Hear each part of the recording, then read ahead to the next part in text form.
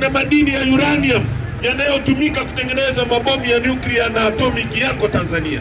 Hii ni nchi ambayo ina madini yanaitwa nickel na cobalt yanayotumika kutengeneza injini za ndege, yanatoka hapa kwetu Kabanga, Kagera kule kwetu nani.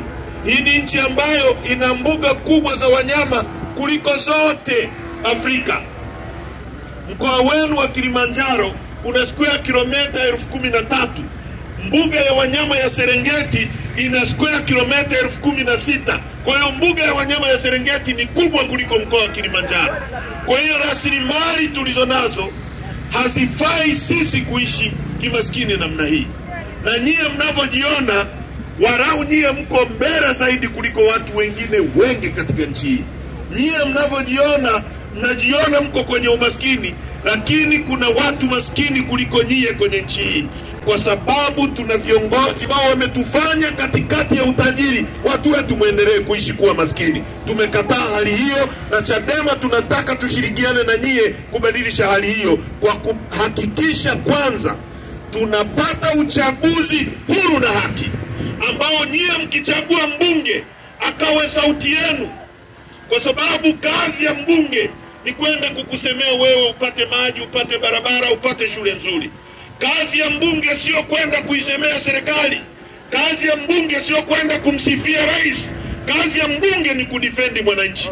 Ndio maana badala ya mwananchi wa wewe Rombo kwenda bungeni, Watalime kwenda bungeni, Wadodoma kwenda bungeni, hakuna ukumbi wa kututosha wote kuingia. Mnachagua mtu mmoja kwa niaba yenu. Mimi nimekuwa mbunge, Dr. Slaa amekuwa mbunge, kwa sababu bunge hili halitokani na kura za wananchi. Mmewasikia jana wabunge wakati hotuba ya Wizara ya Mambo ya Ndani inasomwa bungeni, wabunge wanazungumza kuhusu rais. Hotuba ya mambo ya ndani imegeuzwa kuwa hotuba ya kumsifia rais na kumdefend rais.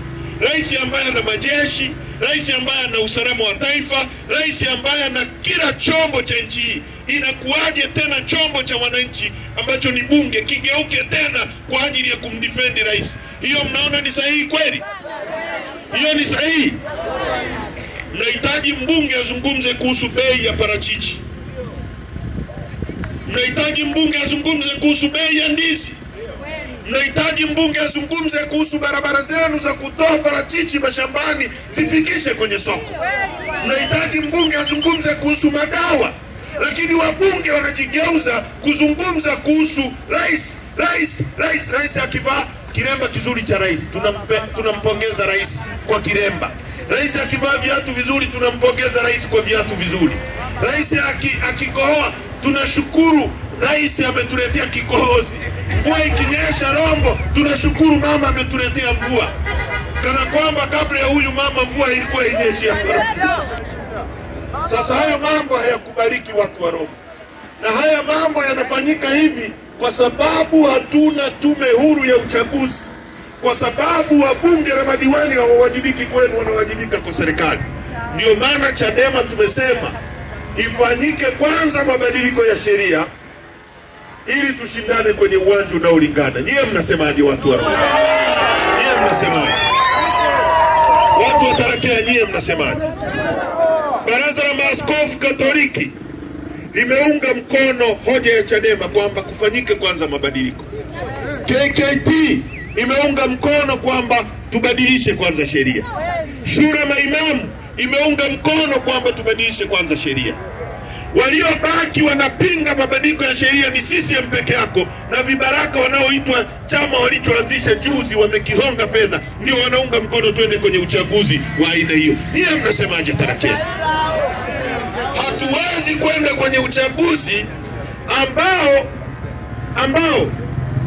CCM ndio referee, CCM ndio arrangement, CCM ndio wanaandaa mechi. Inawezekanaje mechi ya Simba na Yanga alafu referee awe Haji Manara? Hiyo mechi itakuwaje? Watu wa Mamsera, hiyo mechi itakuwaje? Haiwezekani. Uongo kweli? Sasa sisi Chadema, najua watu wa Rombo na Mamsera nyie ni watu wa Chadema. Uongo kweli? Sisi hatuogopi uchaguzi. Lissu haogopi uchaguzi. Mimi siogopi uchaguzi, nimekuwa diwani nikiwa mwanafunzi, nimekuwa mbunge nikiwa mdogo sana. Siogopi uchaguzi. Iwe huru, tushindane. Huyu mama asimame hapa, Lissu asimame hapa, ipigwe dakika 90 kwenye uwanja unaolingana. Mimi atakuwa kwao Kizimkazi. Uongo kweli? Kila kitu cha nchi kinaondoka kinapelekwa kwa wageni. Watoto wenu mnaowazaa mtawalithisha nini ndiye watu wa Mamsera? Mtawapa nini? Kwa hiyo tumekuja kwenu ndugu zangu kuwaombeni kwamba ungeni mkono hoja ya Chadema ya no reforms no election. Wakibadilisha sheria za uchaguzi, zikifanyiwa sheria za uchaguzi mabadiliko, sisi Chadema tutaingia kwenye uchaguzi asubuhi na kesho yake tutabadilisha nchi hii. Tutafanya rasilimali zetu zitumike kuendeleza watoto wetu. Inawezekanaje ndugu zangu? Inawezekanaje? Nyie mnalima tomato, mnalima nyanya. Uongo kweli? Sisi tunalima, tuna miti hapa.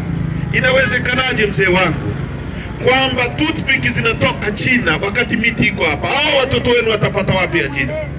Kama mnachukua fedha hapa, mnanunua toothpick zinatoka China, mnachukua fedha Tarakea, mnachukua fedha Mamsera, mnazipeleka China kutengeneza ajira.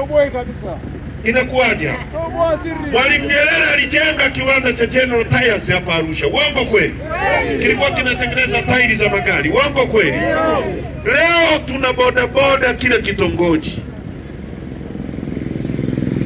Tairi ya bodaboda ikiisha hapa Mamsera, fedha inatoka Mamsera inakwenda China Guangzhou kuagiza tairi ya bodaboda. Kama kiwanda kingekuwa hapa cha General Tyres, mtoto wako angeajiriwa hapo General Tyre Arusha, pesa ingetoka Mamsera ingeenda Arusha, ingemlipa yule mtoto wako mshahara. Yule mtoto akitaka kujenga hapa kwenu ataajiri fundi wa Mamsera. Yule fundi akipata pesa atanunua chai kwenye mgahawa ule. Yule mwenye chai atamwagiza bodaboda amletee sukari mjini. Pesa itazunguka miongoni mwetu. Leo inatoka hapa inakwenda China kwa sababu tuna viongozi hawana uwezo wa kuongoza, wanakaa kutisha watu. Sisi tumekataa kuogopa, tunataka mabadiliko. Tunataka mabadiliko. Chama chetu kinasimamia kuhakikisha uchumi wa nchi yetu unabaki hapa kutajirisha watu wetu. Tuna uwezo huo. Tuna uwezo wa kufanya kila mtu aishi vizuri. Sisi ni nchi nzuri, ni nchi ya asali na maziwa, ni nchi ambayo ina Tanzanite peke yake duniani. Inakuwaje watu wetu ni maskini? Bob Marley katika wimbo wake wa Rattles anasema in abundance of water a fool is thirsty. Katikati ya wingi wa maji ni mjinga anaweza kuwa na kiu. Katikati ya utajiri viongozi wetu wametufanya kuwa maskini. Tukatae hali hiyo. Umaskini huu hatujajaliwa na Mwenyezi Mungu. Huu ni umaskini wa kutengenezwa na CCM.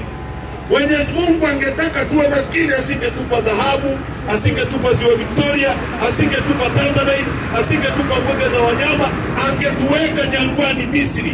Lakini alituleta hapa kwa sababu akatuweka kwenye nchi nzuri ambayo mvua inanyesha. Alitaka tuishi vizuri. Maisha yenu yanaharibiwa kwa miaka 63 na chama kimoja.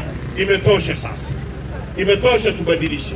Tunataka sheria ambazo zitaruhusu hata Chadema tukiingia madarakani, tusipotekeleza yale tunayowaambia, muwe na uwezo wa kutupiga chini na kuweka mtu mwingine. Mnajua jirani zenu Kenya walivyofanya mabadiliko. Leo kule Kenya mzee wa miaka hii anapewa pension na serikali. Kwa nini? Kwa sababu wamebadili uongozi. Hapa nchi hii mwalimu akistaafu anapewa pension. Uongo kweli? Askari akifikisha miaka 60 akistaafu anapewa pension. Uongo kweli? Mimi nilipokuwa mbunge nimefanya miaka 5, nilipomaliza nikapewa milioni 272 pension. Uongo kweli? Lakini mama anayelima hapa parachichi au anayelima ndizi, ndizi zikitoka hapa ndio askari anakula ili abaki ofisini. Fundi anayemjengea askari, kwa sababu askari ajengi, yeye akitimiza miaka 60 anapewa nini? Kwa sababu asingekuwepo huyo fundi, askari asingekaa kazini. Uongo kweli? Mkulima anayelima ndizi asingekuwepo, mwalimu angeshinda na njaa, asingefundisha. Uongo kweli? Ndio maana Chadema tunasema kila mtu analitumikia taifa hili. Mkulima anayelima naye analitumikia taifa, askari analitumikia taifa, bodaboda analitumikia taifa. Chadema tumesema tukipewa nchi hii, kila mtu atakayetimiza miaka 60 tutamlipa pension, kwa sababu na yeye amehusika katika kujenga nchi hii.